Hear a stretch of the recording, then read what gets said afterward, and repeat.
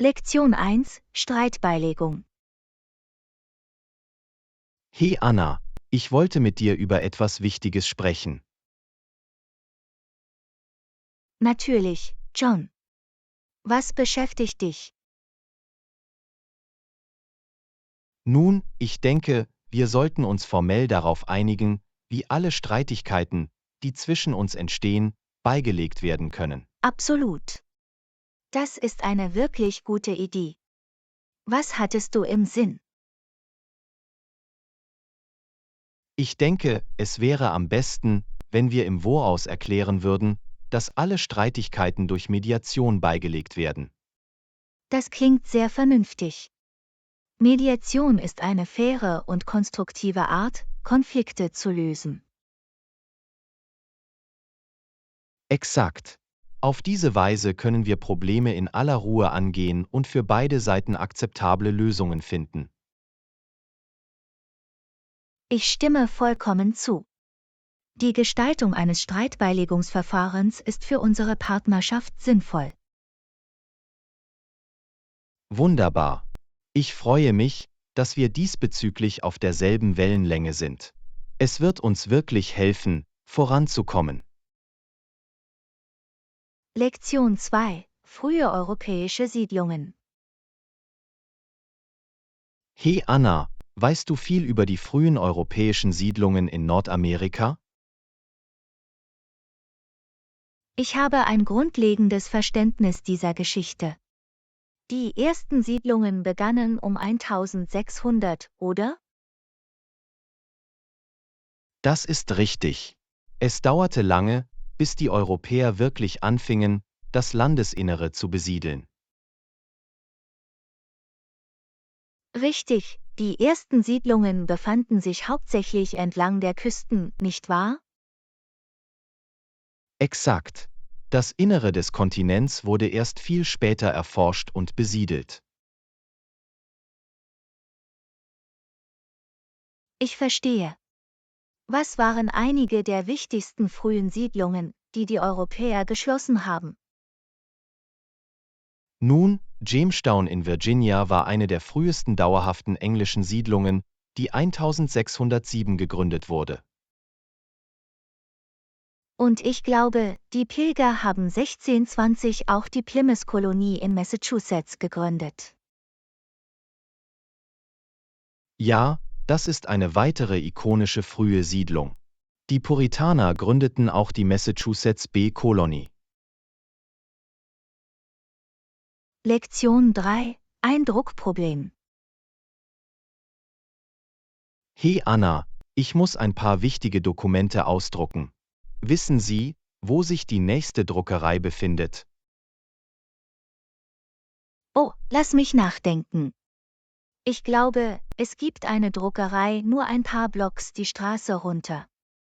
Es ist ziemlich praktisch. Toll, genau das brauche ich. Haben Sie irgendwelche speziellen Dienstleistungen oder Gebühren, die ich beachten sollte?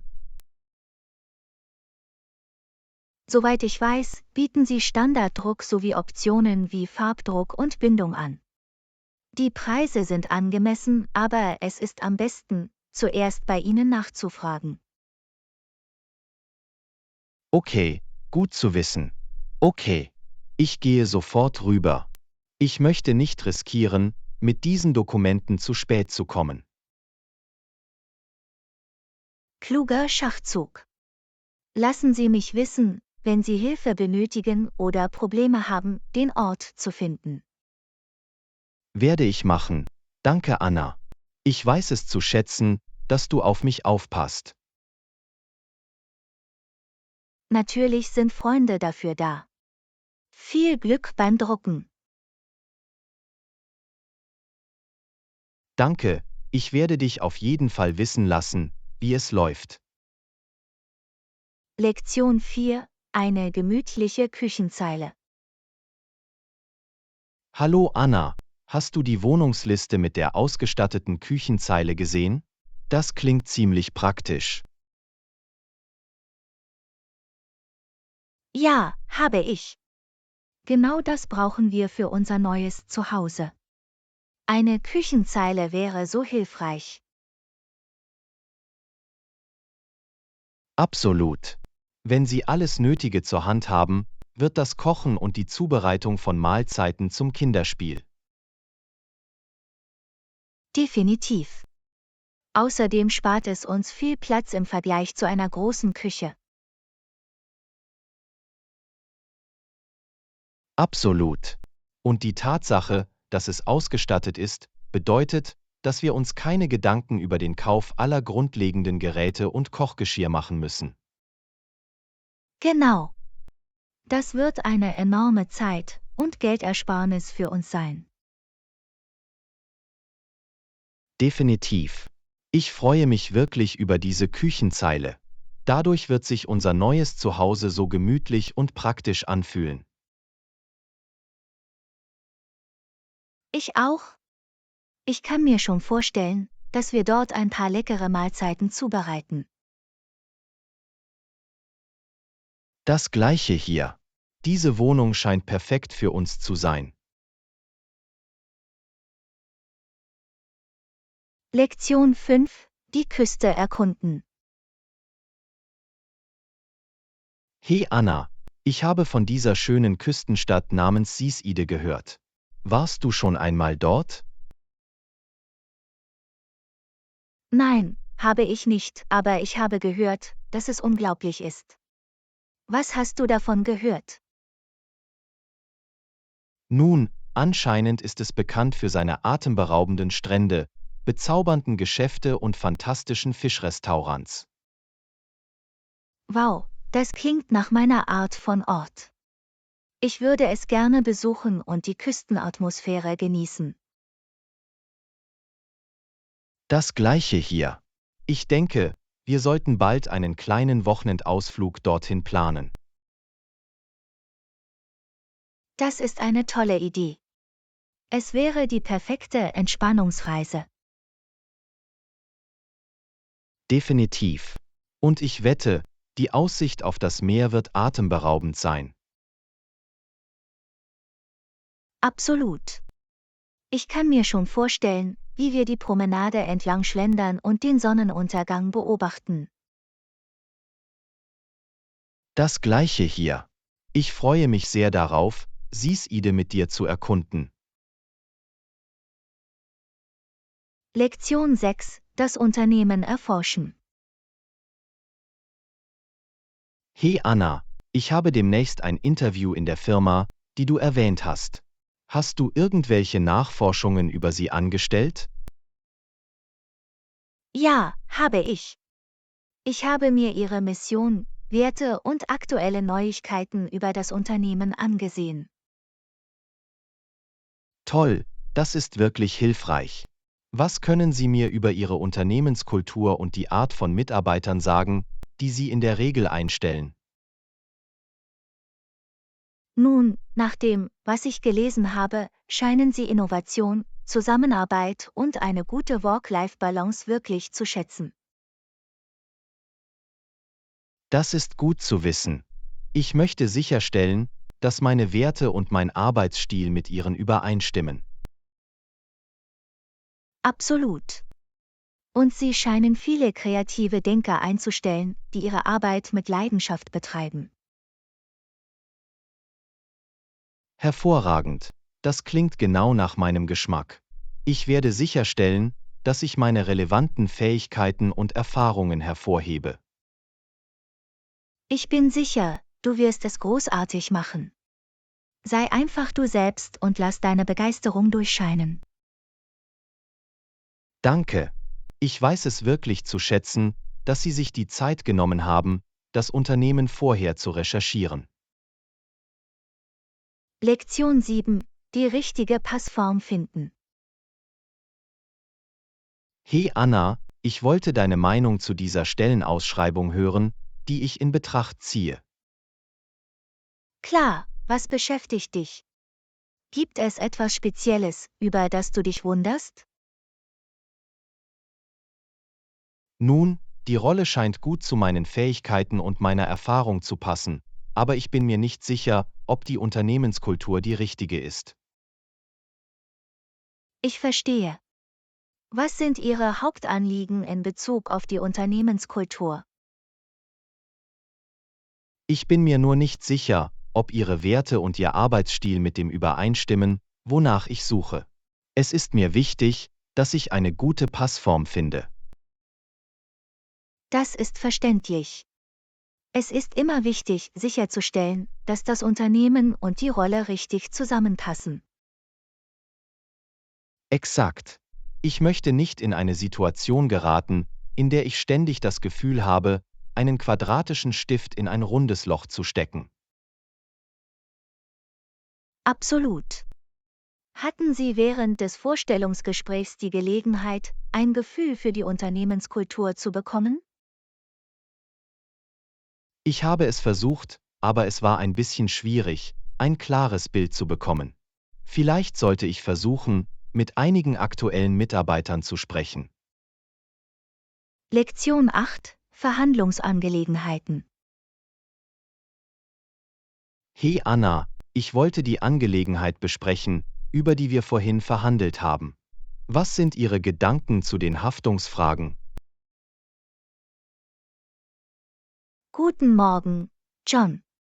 Darüber habe ich nachgedacht und ich glaube, wir können einen Kompromiss finden, der für uns beide funktioniert.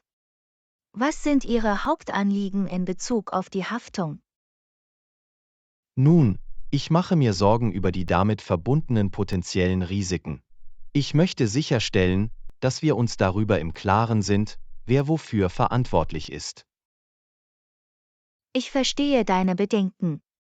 Vielleicht können wir die Vertragsdetails überprüfen und prüfen, ob wir einige der Haftungsklauseln anpassen können, um Ihren Bedenken Rechnung zu tragen. Das klingt vernünftig. Ich bin offen für Verhandlungen in dieser Angelegenheit. Was sind Ihre Vorschläge? Okay, schauen wir uns den Vertrag genauer an und schauen, wo wir Gemeinsamkeiten finden können. Ich bin zuversichtlich, dass wir zu einer Einigung kommen können, die unseren beiden Bedürfnissen gerecht wird. Großartig, ich schätze Ihre Bereitschaft, mit mir daran zu arbeiten. Lassen Sie uns in die Details eintauchen und sehen, was wir herausfinden können. Absolut. Ich bin sicher, wir können eine Lösung finden, die für alle funktioniert. Sollen wir den Vertrag Zeile für Zeile durchgehen? Ja, machen wir das. Ich bin bereit, das weiter zu besprechen und zu verhandeln. Lektion 9: Vorschläge machen. Hey Anna, ich habe über das Projekt nachgedacht, das wir vorhin besprochen haben. Hast du noch weitere Vorschläge, wie wir das Team motivieren können? Hallo, John. Ich habe ein paar Ideen, die ich gerne teilen würde. Was wäre, wenn wir eine Teambuilding-Aktivität organisieren würden, um die Moral zu steigern? Das ist eine tolle Idee. Welche Art von Aktivität hattest du im Sinn? Nun, wir könnten eine lustige Schnitzeljagd oder einen Freundschaftswettbewerb machen. Das könnte dem Team helfen, sich energiegeladener und engagierter zu fühlen. Ich mag den Klang davon. Und wenn das gut läuft, könnten wir auch erwägen, ein Belohnungs- oder Anerkennungsprogramm anzubieten. Absolut. Positive Verstärkung kann ein starker Motivator sein. Wir könnten erwägen, ein System einzurichten, bei dem das Team Punkte oder kleine Preise verdient, wenn es seine Ziele erreicht. Hervorragend, ich denke, das ist eine wunderbare Idee. Lassen Sie mich wissen, wenn Sie Hilfe bei der Zusammenstellung benötigen. Kein Problem, da übernehme ich gerne die Führung. Lassen Sie mich einfach wissen, wenn Sie weitere Vorschläge haben. Hört sich gut an. Ich bin zuversichtlich, dass dies dazu beitragen wird, das Team für das Projekt zu motivieren und zu begeistern. Lektion 10: Über Mitgliedschaftsvorteile sprechen. Morgen. Ich habe mir das Mitgliedschaftsprogramm angesehen, das du erwähnt hast. Denkst du, es lohnt sich beizutreten? Hey John, ich denke, es ist ein ziemlich gutes Angebot. Sie können Punkte sammeln und sie gegen nette Prämien einlösen. HMM, das ist interessant. Über welche Art von Belohnungen sprechen wir? Nun, Sie haben Dinge wie Geschenkkarten, Waren und sogar Reisepakete. Je mehr Sie teilnehmen, desto mehr Punkte können Sie sammeln. Okay, das klingt verlockend. Gibt es noch andere Vorteile, Mitglied zu sein? Ja, Mitglieder erhalten auch exklusive Rabatte und frühen Zugang zu bestimmten Veranstaltungen oder Produkten. Es ist ein ziemlich umfangreiches Programm. Wow, das ist beeindruckend. Langsam verstehe ich den Wert des Beitritts. Was denkst du, ist es den Mitgliedsbeitrag wert? Meiner Meinung nach, ja, die Vorteile überwiegen die Kosten. Aber das hängt natürlich davon ab, wie oft Sie glauben, dass Sie das Programm tatsächlich nutzen würden. Faires Argument. Ich muss die Vor- und Nachteile etwas mehr abwägen. Danke für die hilfreichen Informationen. Lektion 11: Den Erwartungen an die Arbeit gerecht werden. Hey Anna, ich muss mit dir über etwas reden. Mein Chef erwartet in letzter Zeit, dass ich öfter spät arbeite. Ich verstehe. Das muss frustrierend sein. Hatten Sie die Gelegenheit, mit Ihrem Chef darüber zu sprechen? Nicht wirklich, ich habe gezögert, es anzusprechen. Ich möchte nicht so aussehen, als würde ich mich beschweren oder kein Teamplayer sein. Ich verstehe Ihre Besorgnis, aber es ist wichtig, mit Ihrem Chef einen offenen Dialog über seine Erwartungen zu führen. Haben Sie darüber nachgedacht, eine Lösung vorzuschlagen? Noch nicht, aber das ist eine gute Idee. Welche Art von Lösung würde Ihrer Meinung nach am besten funktionieren? Nun, du könntest einen flexiblen Zeitplan vorschlagen, bei dem du gelegentlich von zu Hause aus arbeitest oder früher kommst, anstatt lange zu bleiben. HMM, das ist eine interessante Idee. Darüber muss ich nachdenken. Denkst du, mein Chef wäre dafür empfänglich? Es ist einen Versuch wert. Wenn Sie es so formulieren, dass Produktivität und Work-Life-Balance aufrechterhalten werden, kann Ihr Chef die Vorteile erkennen. Okay, ich probiere das mal aus. Danke für den Rat. Ich weiß es zu schätzen, dass Sie sich die Zeit nehmen, zuzuhören und Vorschläge zu machen. Lektion 12: Über geliebte Charaktere sprechen. Hey Anna, ich habe die Zeitung gelesen und bin auf einen Artikel über die Peanuts Gang gestoßen. Hast du irgendwelche Lieblingscharaktere aus dieser Serie? Oh, ich liebe die Peanuts-Charaktere. Ich war schon immer ein großer Fan von Charlie Brown. Sein ewiger Optimismus und seine Widerstandsfähigkeit haben einfach etwas so Liebenswertes an sich. Ich stimme zu. Charlie Brown ist ein wirklich sympathischer Charakter. Was sind deiner Meinung nach einige der Eigenschaften, die die Peanuts-Charaktere so ikonisch gemacht haben? Nun, ich denke, ein großer Teil davon sind ihre damit verbundenen Kämpfe und Persönlichkeiten. Linus und seine Sicherheitsdecke, Lucy und ihre Chefin, Snoopys lebhafte Fantasie, sie alle fangen universelle menschliche Erfahrungen ein. Das ist ein gutes Argument. Und die Art und Weise, wie Charles Schulz in den Peanuts-Strips Humor und Schärfe miteinander verbinden konnte, war wirklich meisterhaft. Absolut.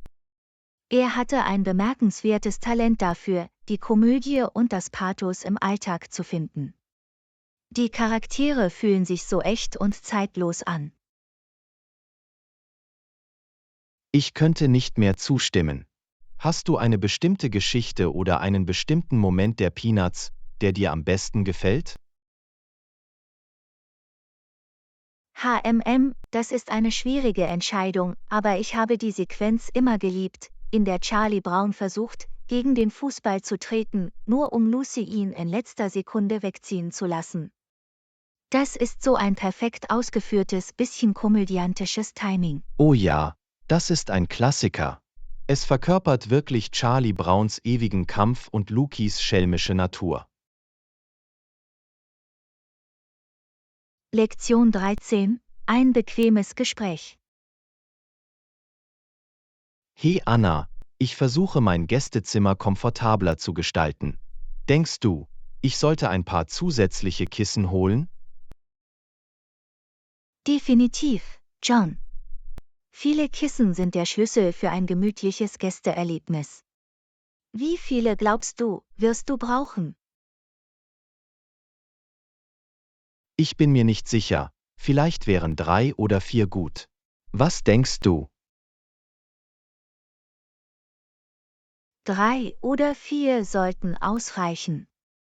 Auf diese Weise können sich Ihre Gäste selbst stützen oder zusätzliche Unterstützung erhalten.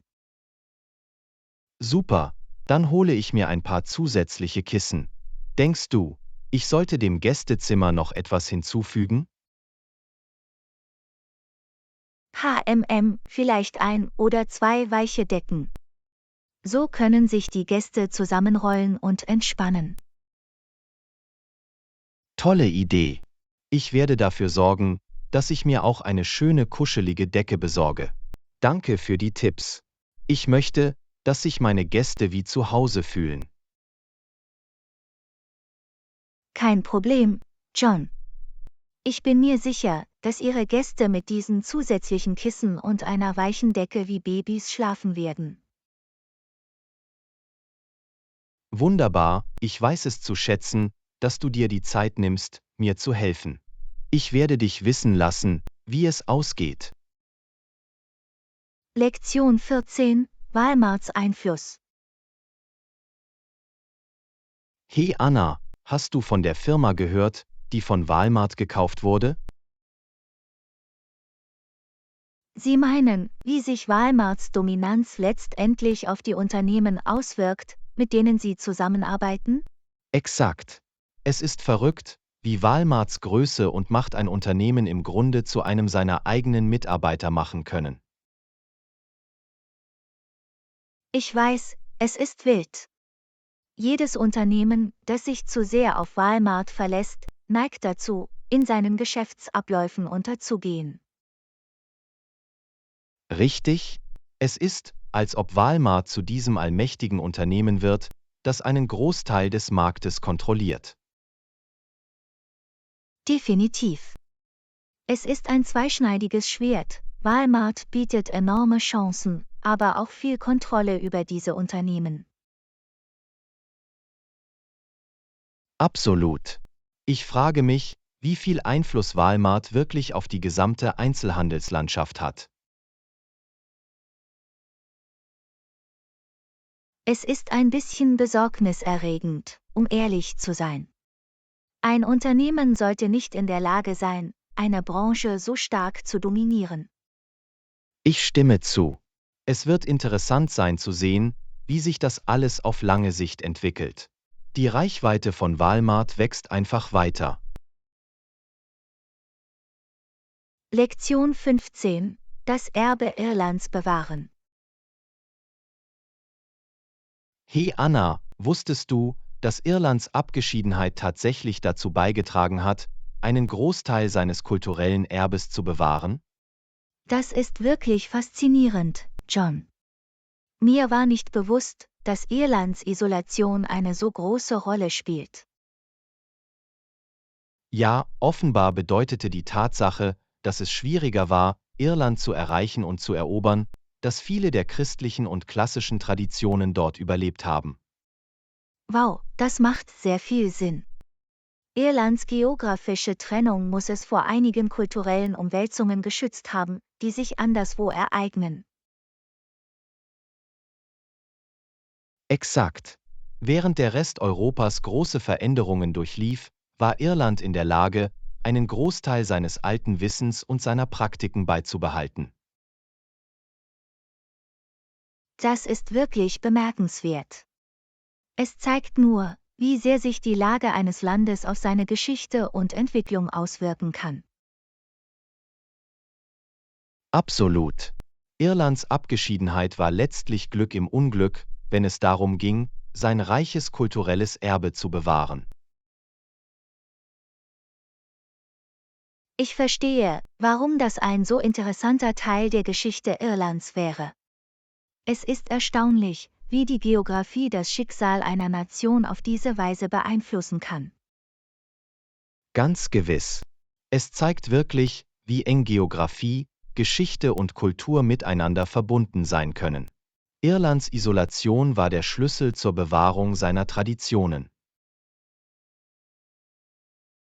Lektion 16: Eine Meditationspraxis beginnen. Hey Anna, ich habe darüber nachgedacht, Meditation auszuprobieren. Hast du irgendwelche Tipps für den Einstieg?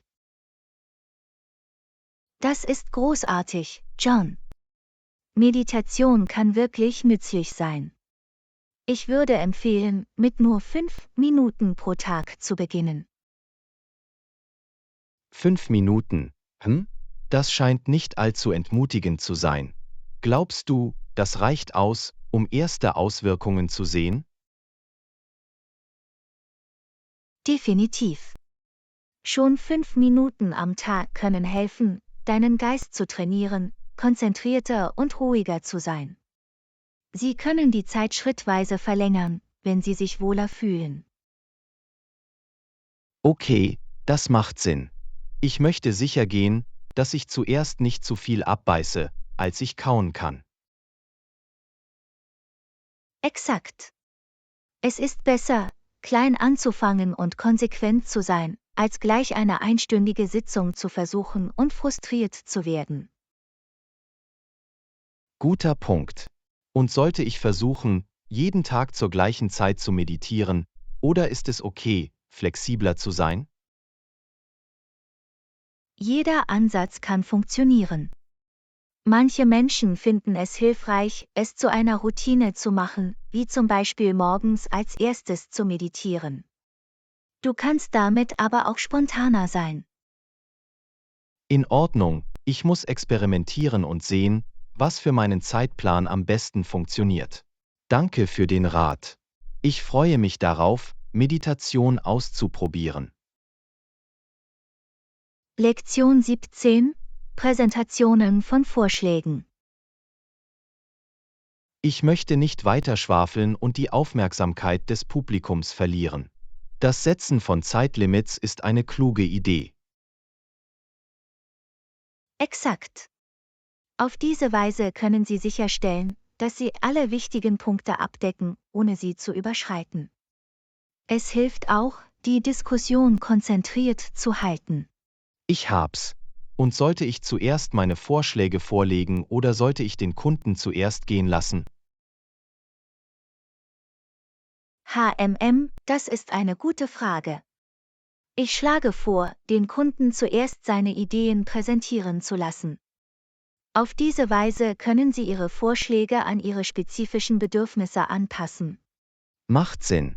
Ich möchte nicht blind reingehen und etwas Wichtiges verpassen. Ihre Vorschläge zuerst zu hören, ist der richtige Weg.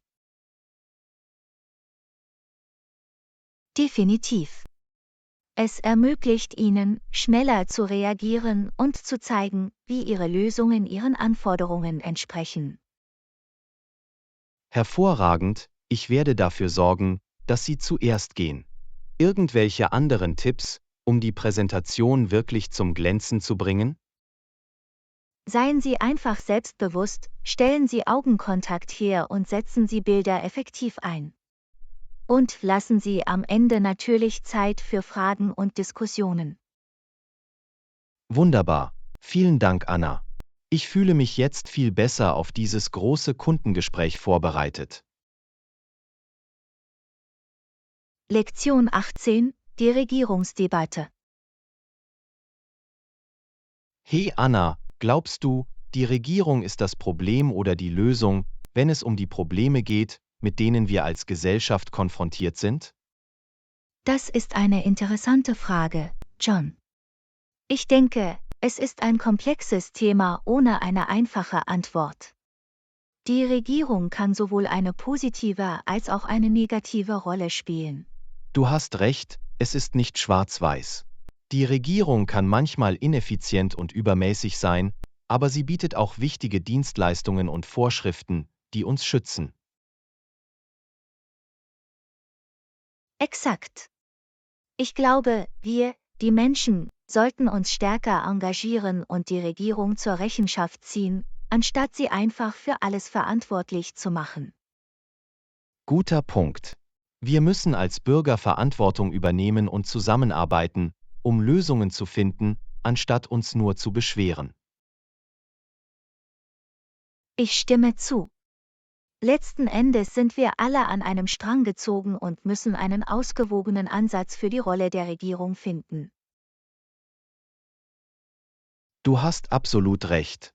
Es geht darum, das richtige Gleichgewicht zu finden und zusammenzuarbeiten, um positive Veränderungen herbeizuführen.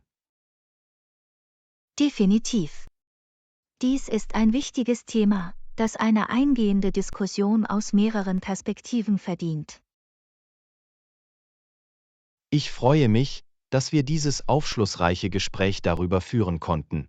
Wir könnten noch viel mehr auspacken, aber ich denke, wir haben einige wichtige Punkte behandelt. Lektion 19, neue Musikentdeckungen. Hey Anna, ich wollte dir von großartiger neuer Musik erzählen, die ich mir angehört habe. Oh, erzähl es. Ich bin immer auf der Suche nach neuen Künstlern und Alben zum Ausprobieren. Nun, ich habe gerade ein paar neue CDs gekauft, nach denen ich wirklich suche. Eine ist von dieser Indie-Folk-Band, die ich entdeckt habe. Oh, Indie-Folk klingt genau das Richtige für mich. Wie lautet der Name der Band? Es heißt The Willow Tree. Ihr Sound ist wirklich beruhigend und melodisch. The Willow Tree, verstanden. Ich muss sie nachschlagen. Was hast du dir sonst noch angehört? Ich habe auch diesen großartigen Elektronikkünstler gefunden. Ihr Name ist Sascha Blum und ihr neues Album ist so kreativ und einzigartig.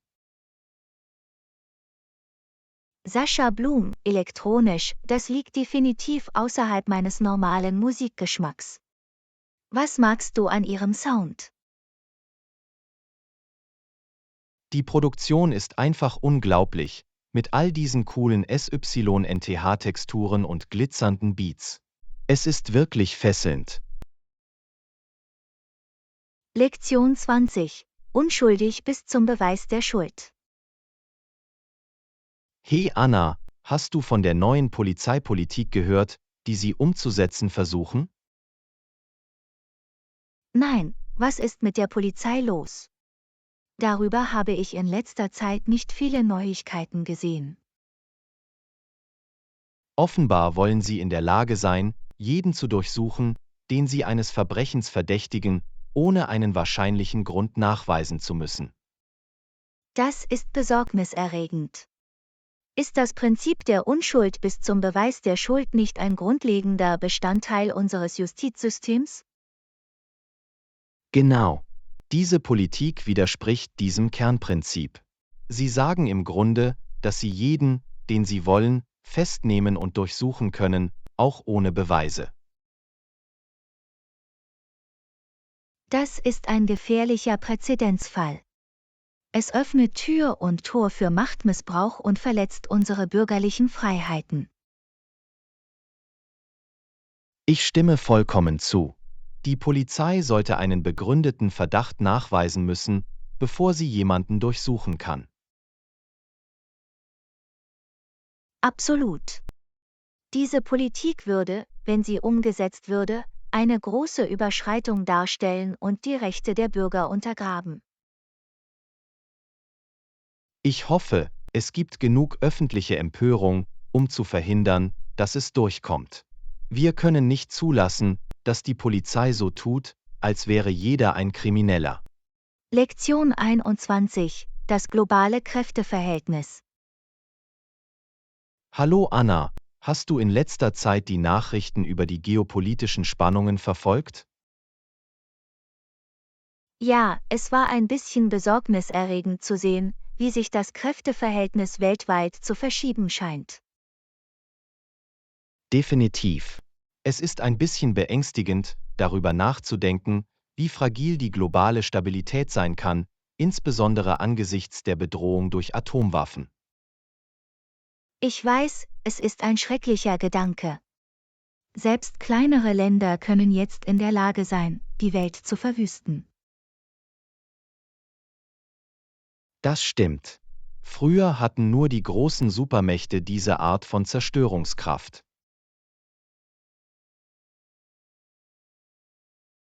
Exakt. Jetzt fühlt es sich an, als ob jede Schurkennation oder Terrorgruppe potenziell katastrophale Schäden anrichten könnte. Absolut. Und die Großmächte scheinen eher bereit zu sein, ihre Muskeln spielen zu lassen und zu versuchen, ihren Willen anderen aufzuzwingen. Es ist eine wirklich heikle Situation. Wir brauchen starke Diplomatie und Zusammenarbeit, um den Anschein einer globalen Ordnung aufrechtzuerhalten. Definitiv. Die Alternative ist eine Welt, die ständig am Rande eines totalen Konflikts steht. Das ist keine Zukunft, die ich sehen möchte. Lektion 22: Karriereziele erreichen. Hallo Anna, ich wollte deine Gedanken zu Strategien zur Karriereentwicklung erfahren. Oh, das ist ein großartiges Thema. Ich freue mich immer darauf, über Möglichkeiten zu sprechen, wie wir uns in unserer Karriere auszeichnen können. Das Gleiche hier. Ich habe das Gefühl, dass ich in letzter Zeit ein bisschen ein Plateau erreicht habe und ich möchte meine Leistung auf die nächste Stufe heben. Das kann ich nachvollziehen. Auf welche spezifischen Bereiche müssen Sie sich Ihrer Meinung nach konzentrieren? Nun, ich habe daran gearbeitet, meine Verhandlungsfähigkeiten zu verbessern, besonders wenn es um Dinge wie Gehaltserhöhungen und Beförderungen geht. Das ist wirklich wichtig. In der Lage zu sein, sich effektiv für sich selbst einzusetzen, ist entscheidend für den beruflichen Aufstieg. Exakt. Und ich habe auch versucht, Tools wie Excel besser zu nutzen, um meinen Arbeitsablauf zu optimieren und meine Produktivität zu steigern. Excel ist ein so mächtiges Programm. Es zu beherrschen kann in so vielen Rollen wegweisend sein. Definitiv. Ich bin der Meinung, dass diese beiden Bereiche Verhandlungsgeschick und technisches Geschick der Schlüssel zur Erschließung neuer Möglichkeiten sind. Lektion 23: Bierwerbung und schwedische Bikini-Teams. Hey Anna, hast du die neue Bierwerbung mit dem schwedischen Bikini-Team gesehen? Es war etwas ganz Besonderes. Hallo John, ja, ich habe es gesehen. Diese Werbespots sind immer so übertrieben, findest du nicht? Definitiv. Sie wissen wirklich, wie sie deine Aufmerksamkeit erregen können. Obwohl ich mich manchmal frage, ob sie ein bisschen zu weit gehen. Ich stimme zu. Sie sind zwar ein Hingucker, aber die Objektivierung kann ein bisschen viel sein. Glaubst du, sie sind effektiv darin, das Bier tatsächlich zu verkaufen? Guter Punkt. Ich bin mir nicht sicher, ob sie immer zu höheren Umsätzen führen. Es geht wahrscheinlich eher darum, ein bestimmtes Markenimage und eine bestimmte Attraktivität zu schaffen. Exakt. Es geht mehr um den Unterhaltungsfaktor und darum, Begeisterung zu erzeugen, als die Leute tatsächlich davon zu überzeugen, das Bier zu kaufen. Ja, heutzutage dreht sich alles um das Spektakel. Obwohl ich zugeben muss, dass diese Frauen im Bikini ziemlich faszinierend sind. Johannes, du solltest dir das Produkt ansehen, nicht die Models. Aber ich nehme an, eine kleine Augenweide schadet ihrer Marketingstrategie nicht. Haha, du hast mich.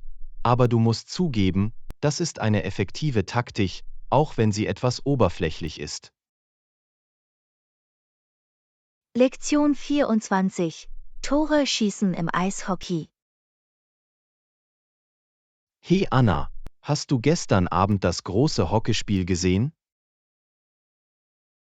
Nein, ich habe es leider verpasst. Wie ist das Spiel gelaufen?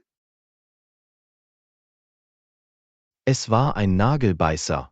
Das Spiel lief bis in die letzten Sekunden und der Spieler musste einen perfekten Schuss machen, um das Siegtor zu erzielen. Wow, das klingt intensiv. Was muss ein Spieler tun, um im Hockey ein Tor zu erzielen? Nun, um ein Tor zu erzielen, muss der Spieler den Puck ins Netz der gegnerischen Mannschaft schießen.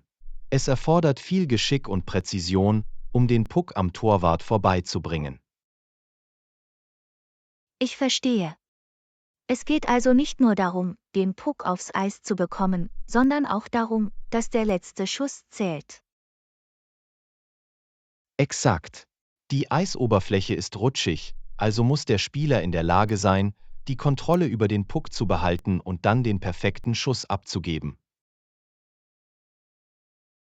Das muss viel Übung und Koordination erfordern. Ich verstehe, warum es in einem Hockeyspiel so aufregend ist, ein Tor zu schießen. Definitiv. Diese Tore in letzter Sekunde können das Blatt im ganzen Spiel wirklich wenden. Die Menge tobt aus, wenn es einem Spieler gelingt, die Rückseite des Netzes zu finden. Lektion 25. Mit dem Fahrrad in der Stadt pendeln. Morgen. Wie war dein Weg zur Arbeit heute? Hey John, es war in Ordnung. Meine Radtour dauert ungefähr 20 Minuten pro Strecke. Annette, stoßen Sie auf Ihrem Radweg auf interessante Sehenswürdigkeiten oder Situationen? Definitiv. In der Stadt ist immer etwas los. Erst neulich sah ich einen Typen auf seinem Fahrrad fahren, mit einem Papagei auf der Schulter. Auf keinen Fall. Das ist wild. Ich wette, das war ein lustiger Anblick während deiner Fahrt. War es. Manchmal sehe ich auch Leute, die mit ihren Hunden spazieren gehen oder Kinderwagen auf die Fahrradwege schieben. Jede Menge Aktivität am Morgen. Ich wette, es hält dich auf Trab, wenn du all diese Hindernisse auf deinem Arbeitsweg umgehen musst. Das tut es, aber ich genieße tatsächlich die Energie von allem. Das hält mich auf dem Laufenden und die Fahrt geht schnell vorbei. Das ist eine großartige Einstellung. Ich fahre zur Arbeit und es ist jeden Tag dieselbe langweilige Route. Ihr Radweg zur Arbeit klingt viel unterhaltsamer. Lektion 26. Flugverspätungen und Unannehmlichkeiten. Hey Anna, hast du gehört, dass unser Flug wieder verspätet ist? Ich weiß, es ist so frustrierend. Ich kann nicht glauben, dass das passiert. Erzähl mir davon. Dies ist das 3. Mal, dass unser Flug in diesem Monat verspätet ist. Uff, ich hatte wirklich gehofft, pünktlich an unserem Ziel zu sein. Jetzt werden wir, wer weiß wie lange, am Flughafen festsitzen. Ja, das ist so eine Unannehmlichkeit. Ich habe mich auch sehr auf unsere Reise gefreut. Ich auch. Zumindest können wir versuchen, das Beste daraus zu machen und vielleicht einen Happen zu essen oder so, während wir warten. Das stimmt. Könnte genauso gut das Beste daraus machen, da wir in dieser Angelegenheit kaum eine andere Wahl haben. Exakt. Es hat keinen Sinn, sich darüber aufzuregen. Diese Dinge passieren manchmal bei Flugreisen. Du hast recht. Ich wünschte nur, die Fluggesellschaften würden Verspätungen besser kommunizieren und uns auf dem Laufenden halten. Lektion 27: Strandurlaub. Hallo Anna, hast du einen Badeanzug für unseren Strandurlaub gefunden? Guten Morgen, John. Ja, das habe ich. Ich habe letztes Wochenende im Einkaufszentrum das Perfekte gefunden. Toll, ich freue mich so darauf, an den Strand zu gehen. Hast du irgendwelche lustigen Aktivitäten für uns geplant? Definitiv. Ich dachte, wir könnten schnorcheln gehen, Sandburgen bauen und ein Picknick machen. Hört sich toll an. Ich kann es kaum erwarten, die lokalen Meeresfrüchte zu probieren. Bringst du deine Kamera mit? Natürlich. Ich möchte all die schönen Sehenswürdigkeiten festhalten. Vielleicht sehen wir sogar ein paar Delfine. Das wäre unglaublich. Ich hoffe, das Wetter spielt mit und wir haben viel Sonnenschein. Ich auch. Ich habe gehört, dass die ganze Woche über perfektes Strandwetter herrschen soll. Wunderbar. Dieser Urlaub wird so viel Spaß machen. Lektion 28: Die Nervenkitzelfahrt. Hey Anna, hast du von der neuen Achterbahn gehört, die gerade im Vergnügungspark eröffnet wurde? Nein, habe ich nicht. Wie ist es? Es ist unglaublich. Der große Loop ist mein Lieblingsteil. Der Adrenalinschub ist unwirklich. Wow, das klingt unglaublich. Ich liebe Achterbahnen, aber ich war schon ewig nicht mehr auf einer. Du solltest es dir auf jeden Fall ansehen. Es ist ein totaler Wendepunkt. Ich muss sehen, ob ich das in meinen Zeitplan einbauen kann. Wann gehst du wieder? Ich habe vor, dieses Wochenende hinzugehen. Du solltest zu mir kommen, das wird ein Knaller. Lass mich sehen, ob ich meinen Kalender leeren kann. Das würde so viel Spaß machen. Toll, lass es mich einfach wissen. Ich kann es kaum erwarten, die Erfahrung mit Ihnen zu teilen. Lektion 29: Urlaubsplanung. Hey Anna, hast du schon angefangen, deinen Sommerurlaub zu planen? Nicht wirklich, wir versuchen immer noch, die Details herauszufinden. Wann gehst du? Wir haben uns noch nicht entschieden, aber wir werden wahrscheinlich im Juli gehen.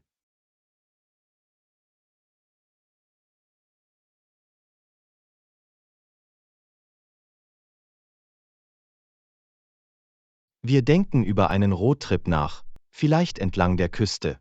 Ich habe mich noch nicht ganz auf das Ziel festgelegt. Klingt nach einem Abenteuer. Ich bin sicher, du wirst eine tolle Zeit haben, wo immer du auch landest. Ja, wir freuen uns einfach darauf, wegzukommen und ein paar neue Orte zu sehen. Nun, lassen Sie mich wissen, wenn Sie Empfehlungen benötigen, sobald Sie Ihre Pläne fertiggestellt haben. Absolut, ich werde dich auf dem Laufenden halten. Vielleicht können wir irgendwann sogar eine gemeinsame Reise planen. Lektion 30, die Gaming-Revolution.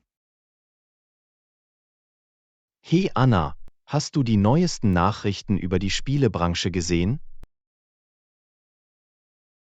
Nein, was ist los?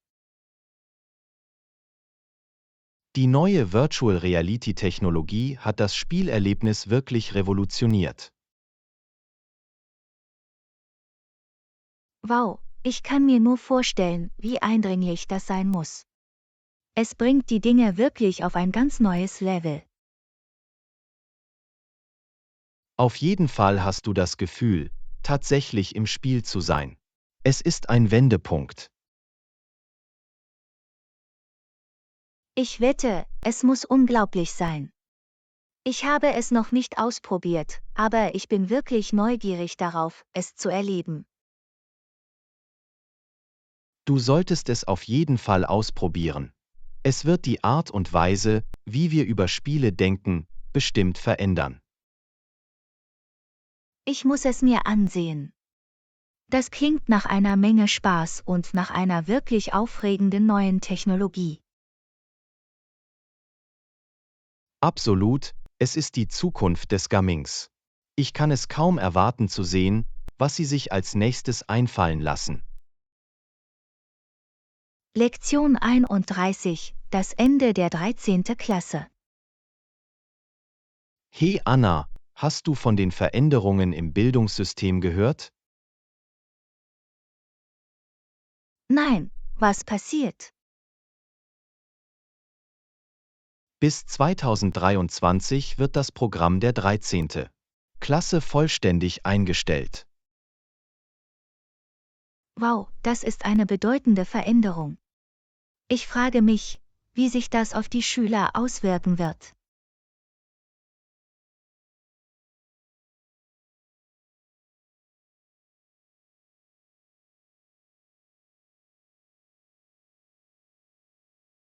Ich verstehe, also versuchen Sie, das System zu optimieren.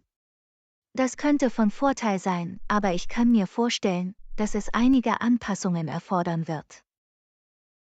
Auf jeden Fall ist es eine große Veränderung. Es besteht jedoch die Hoffnung, dass dies zu besseren Ergebnissen für die Schüler führt.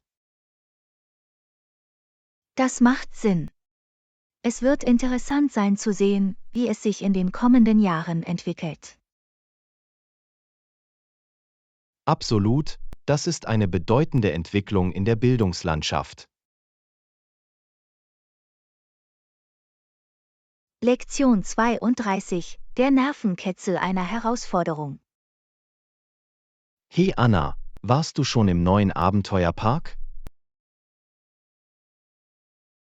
Nein, habe ich nicht. Wie ist es? Es ist unglaublich. Die Hindernisparcours und Kletterwände machen so viel Spaß. Das klingt wirklich aufregend. Ich liebe eine gute körperliche Herausforderung. Genau, die Mühe lohnt sich auf jeden Fall. Das Erfolgserlebnis ist so lohnend.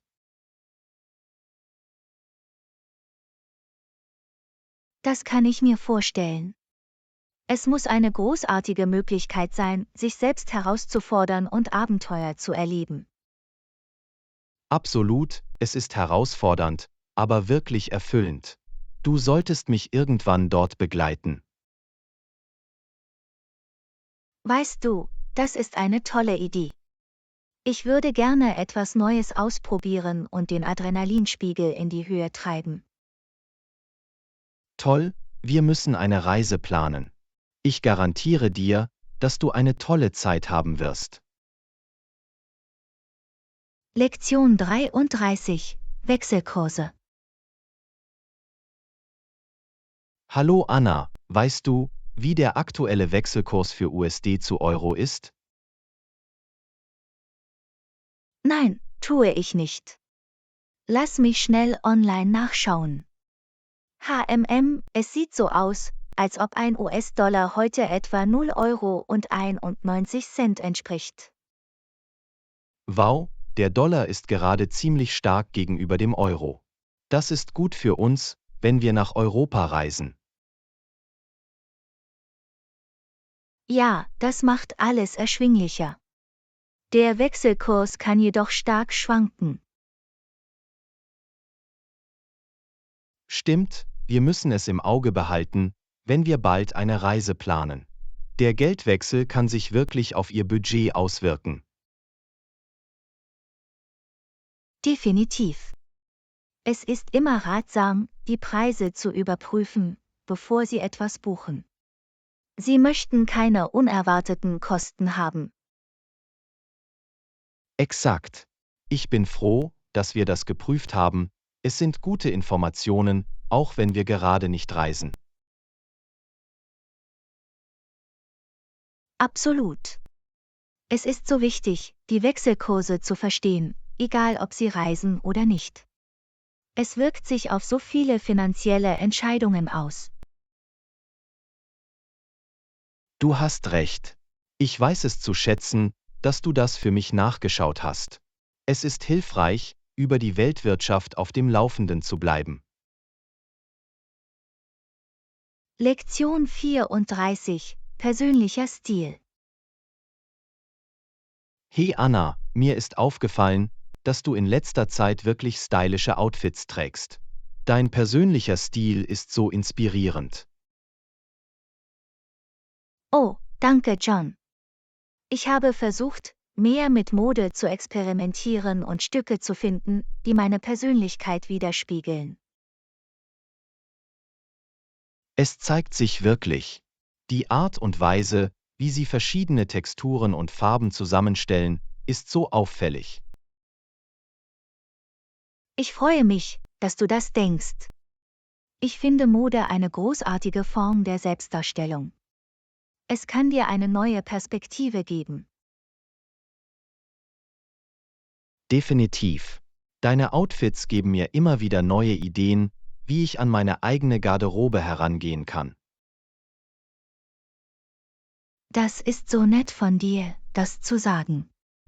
Der persönliche Stil ist so individuell, es ist cool, dass du offen dafür bist, neue Dinge auszuprobieren. Absolut. Ich denke, es ist wichtig, der Mode gegenüber aufgeschlossen zu sein. Es gibt kein Patentrezept. Genau.